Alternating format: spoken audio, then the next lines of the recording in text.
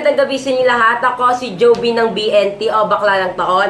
At ngayon, tuturuan ko kayo kung paano mag-makeup. Siyempre, ayaw nyo ako maging kasi unique ang mukha ko. Hindi nyo ito makikita kahit saan. Sa kanal nyo ito makikita. At ngayon, gagamit tayo ng concealer. So, ayan na.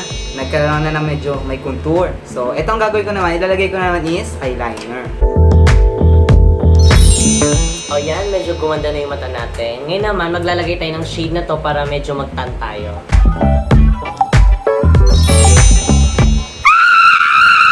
Sabi ko, tan! Sobrahan, hindi pwede to. Ayan ang gagamitin natin para pumuti. Hala, yan na, pumuti na ako. Pero para akong pumayat, gamitin natin itong shade na to para magmukha tayong mataba. Maganda na siya! Kaso may gaganda pa to eh! Gagamitin ko tong shade na to para mas gumanda pa ako.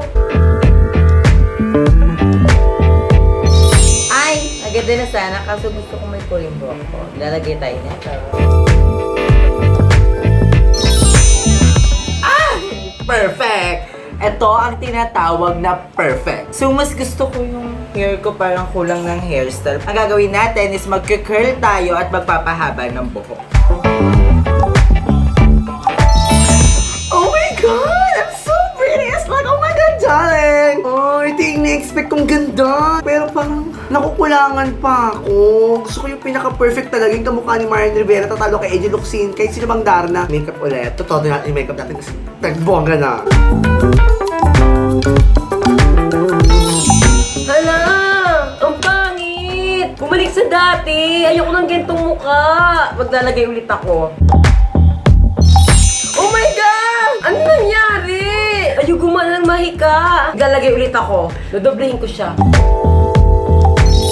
Ah! Ano nangyari? Ang pangit! Lalong pumangit! Ang dami kong tigyawat! Mag-makeup ulit ako.